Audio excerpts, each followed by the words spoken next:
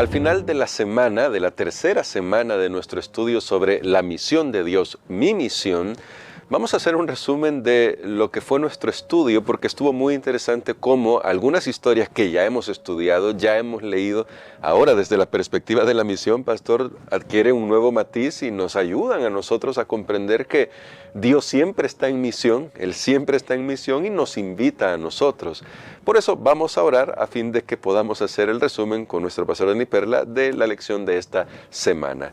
Querido Padre, estamos agradecidos porque estamos siendo desafiados. Eso definitivamente nos sacude a nosotros porque especialmente en nuestra sociedad tendemos a la comodidad, en el sentido de que tendemos a que todas las cosas nos faciliten la vida, pero ayúdanos a saber que también es mejor vivir contigo esa experiencia de estar en misión y que tú te vas a encargar de todas nuestras necesidades.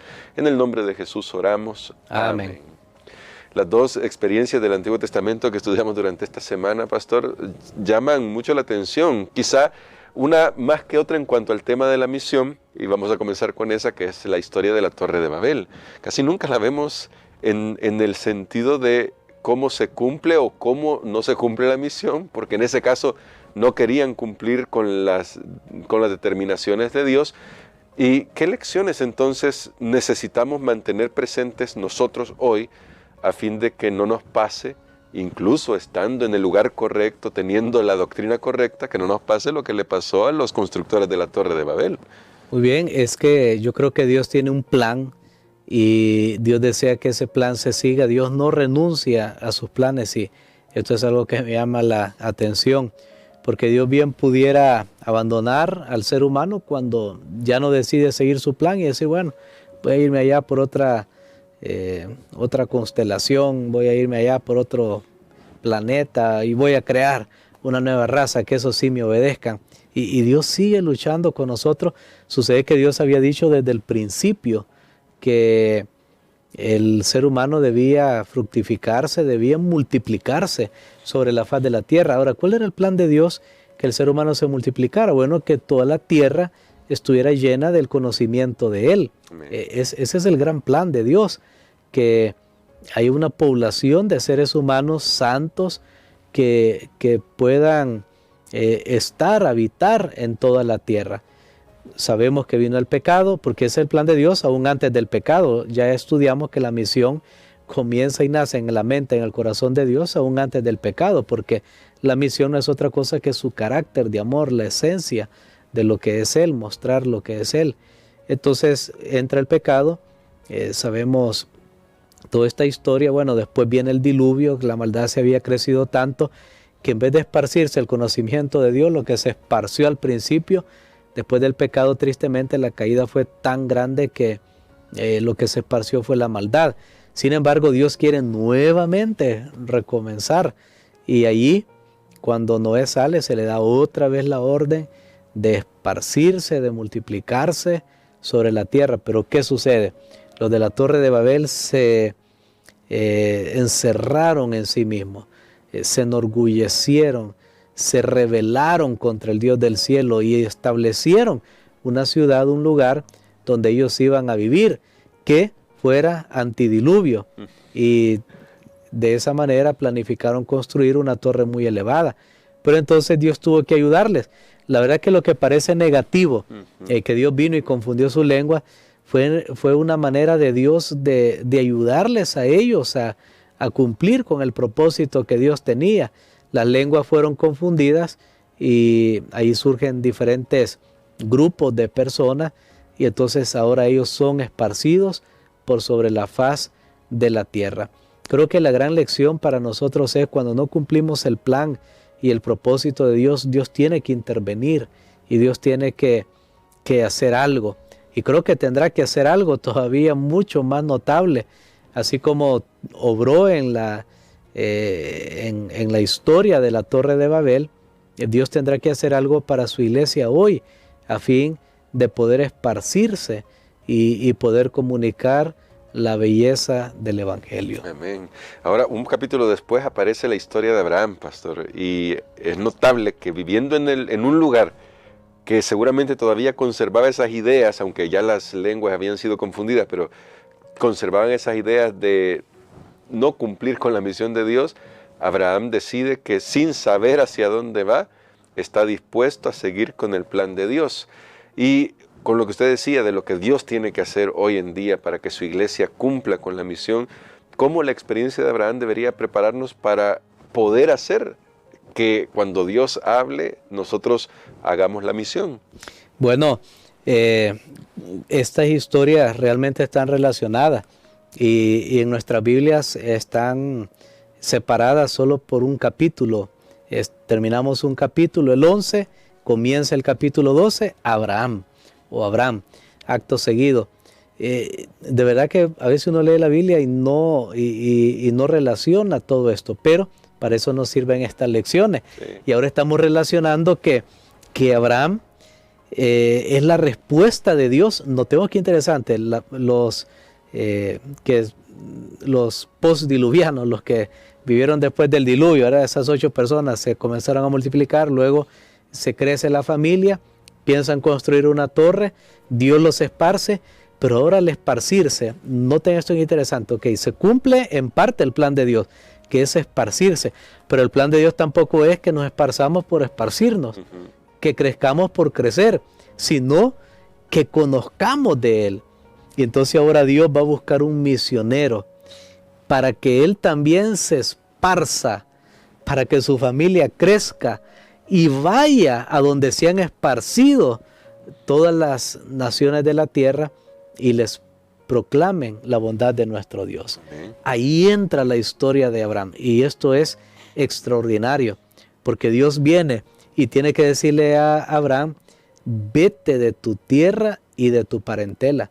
Parece una orden muy dura, muy pesada.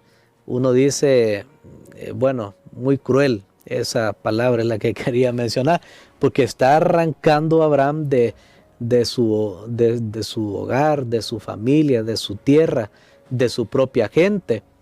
Ahora, ¿por qué Dios hace eso?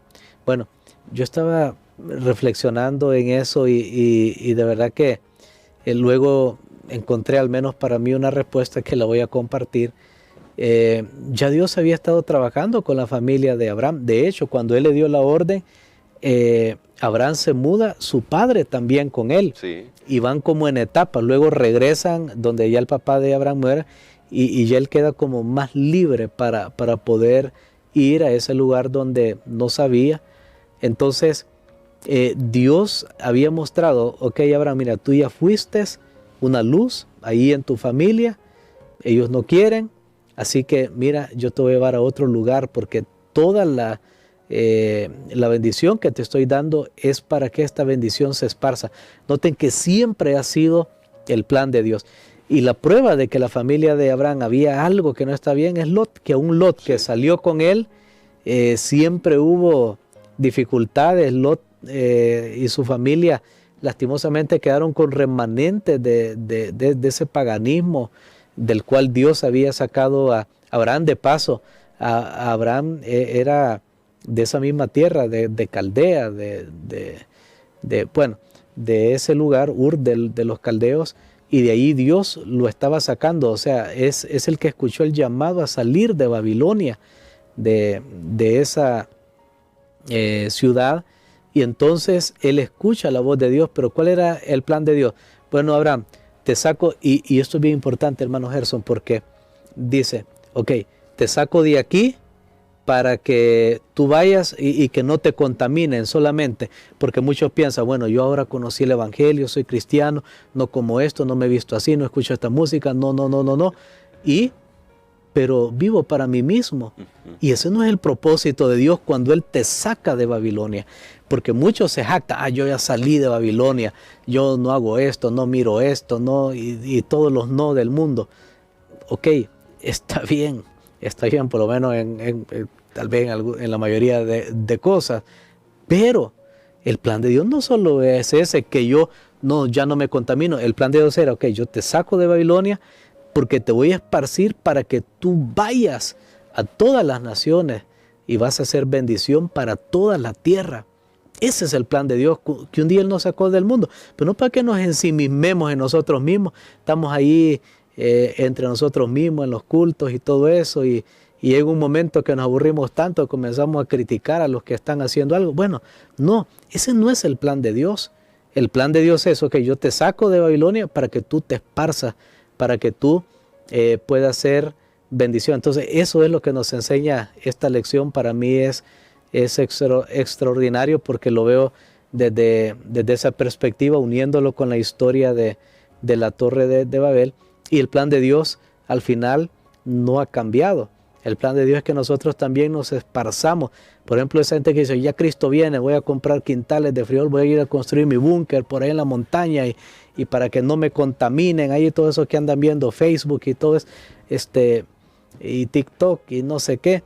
No, el plan de Dios es que nosotros nos esparzamos, comuniquemos la verdad del Evangelio. Y eso me hace pensar, justamente porque la Biblia es toda una conexión maravillosa cuando uno ve todos estos temas en la experiencia del Nuevo Testamento. Pareciera, pastor, que ya con la venida de Cristo y con algunas indicaciones que Él le dio, que fue muy claro cómo debían ir esparciéndose, pero pareciera que al principio la iglesia había dicho, bueno, si estamos bien, ya recibimos el Evangelio, tenemos a Jesús, es la verdad de todo, pero no se movían de Jerusalén, y Dios tuvo que permitir algo.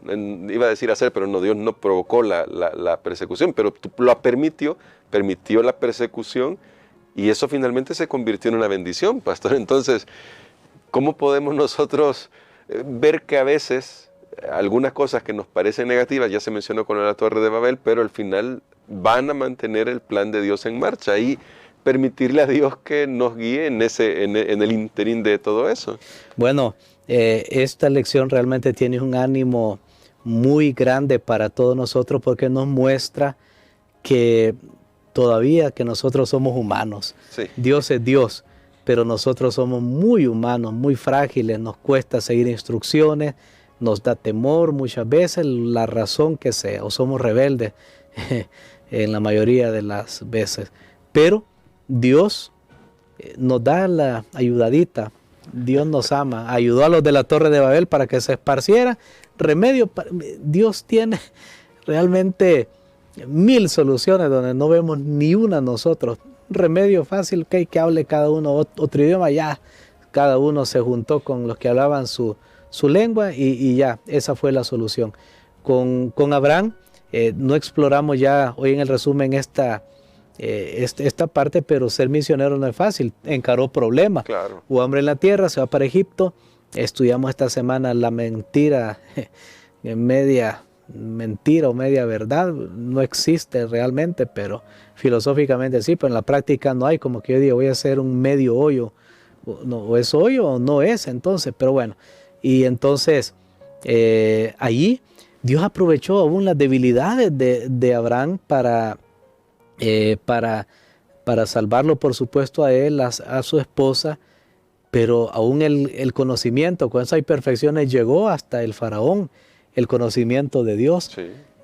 Dios aprovechó esto también para incrementar la riqueza de Abraham y así pudiera ser un misionero mucho más efectivo. Entonces Dios es realmente maravilloso. La iglesia primitiva estaban encerrados en ellos mismos, sea que tenían miedo, o sea que pensaron que ya no necesitaban compartir, que ya los demás habían rechazado el Evangelio. Entonces Dios permite que la persecución llegue y entonces los creyentes se esparcen por todos lados y comienzan a predicar el Evangelio. Ahora, solo quiero que notemos algo. Nuestro texto, que es Hechos 1:8, que enfatizaba nuestra lección esta semana, nos dice: recibiréis poder cuando haya venido sobre vosotros el Espíritu Santo. Ahora, aquí yo hago una llamada de atención. No se trata solo de esparcirse. Bueno, pastor, entonces vamos, nos esparcimos y vamos a ir allá. No haremos nada sin el poder del Espíritu Santo. Amén. Estos creyentes se esparcieron, pero tenían el poder del Espíritu Santo. No es esparcirse por esparcirse nada más. Llegaron a ser testigos del amor de Cristo Jesús, y así se cumpliría. Entonces Dios le dio la visión que Dios tenía, que Él dice, mi casa será llamada casa de oración para todos los pueblos. Pero los judíos pensaron que solo era para ellos. Y Dios permite que se esparzan para que la luz del Evangelio pueda llegar hasta donde hay un ser humano. ¿Cuál es el campo de labor para nosotros? No es tanto pensarlo en términos geográficos, voy a decirlo de esta manera, sino en términos humanos, en términos de personas. ¿Dónde hay una persona? Pues allí hay que llevar el Evangelio. Donde hay una persona. ¿Dónde está la mayoría de personas ahora? Bueno, están en las ciudades. Por eso en las ciudades tiene que haber misioneros en muchas maneras, a través de la salud, a través de la publicación, a través de muchos métodos. No podemos ahora, hermano Gerson, ni siquiera usar un solo tipo de método, Claro. porque así como en la Torre de Babel, las personas se comenzaron a dividir por grupos y los idiomas o dialectos que hablaban los identificaron. Ahora hay muchos grupos dentro de la sociedad y puede ser que lo que funciona para un grupo no funcione para otro, pero tenemos que buscar la manera. Por eso digo, Dios tendrá que ayudarnos, lo mencioné anteriormente y no soy el único que estoy diciendo esto, pero creo que Dios siempre ha estado pendiente de la misión, y lo que así Dios no le agrada es cuando dejamos de hacer misión y nos encerramos en nosotros mismos. Ahí la ayuda será mucho más grande y esperemos que no tengamos que llegar a ciertos extremos en los cuales Dios va a tener que obrar de manera portentosa, pues Dios quiere que el mensaje vaya. Dios quiere usarte a ti y a mí, ya lo vimos, a pesar de las imperfecciones. Los de Babel eran imperfectos, Dios los esparció, cumplió su plan. Abraham era imperfecto, pero Dios cumplió su plan. Los creyentes primeros de la iglesia eran imperfectos, pero Dios cumplió su plan. Ahora, no esperemos, bueno, yo soy imperfecto, voy a ver que Dios me dio un toque. Mejor no esperemos ese toque que no sabemos qué puede ser. Sí. Mejor, hermanos, se los aseguro, si no entendemos la misión, Dios va a orar en maneras que nosotros no tenemos idea y sin embargo es para salvarnos, es porque nos ama. Y pastor, para finalizar, porque sabemos que este resumen sí puede tomarse un poquito de tiempo, pero para finalizar nuestra reflexión, entonces, como debemos estar siempre en misión pensando en esto y pidiéndole al Señor que nos ayude, que es parte de las oraciones que hemos estado realizando en estas semanas, que nos ayuda a involucrarnos en la misión de alguna manera y a identificar grupos de personas a las que podemos servir. ¿Cómo podemos manifestar en nuestra actitud, en nuestro carácter, en nuestro comportamiento, en nuestro trato con los demás, que siempre estamos en misión? Bueno, esta es una pregunta bien interesante y Jesús lo dijo: en esto conocerán que sois mis discípulos, si se aman los unos a los otros. O sea que el carácter del misionero es tan importante como el mensaje que proclama. Amén. Es más, el mensaje no cambia y el mensaje es correcto, pero nuestra vida, nuestro testimonio, nuestro ejemplo, nuestra conducta, palabras, etcétera, pueden hacer que el mensaje llegue a ser irrelevante para muchas personas, que digan, este mensaje es el que tú tienes, pero veo tu vida, no me parece, así que desecha al mensajero y al mensaje. Tremendo. Tristemente, pero así funcionan las cosas. Yo quisiera que fuera diferente y no quisiéramos que fuera como algunos dicen, mire, no vea lo que yo hago, pero escuche lo que digo. No, así no funciona, hermano. Realmente las cosas funcionan, por ejemplo, ¿verdad? Por ejemplo, si alguien está, no sé, cualquier ejemplo que ponga puede tener dificultades, pero claro, digamos que si alguien quiere promover un centro de vida sana, de nutrición, de salud, de belleza y todo eso, y entonces mandan unas personas ahí con carteles para que se inscriban. ¿A quién van a mandar?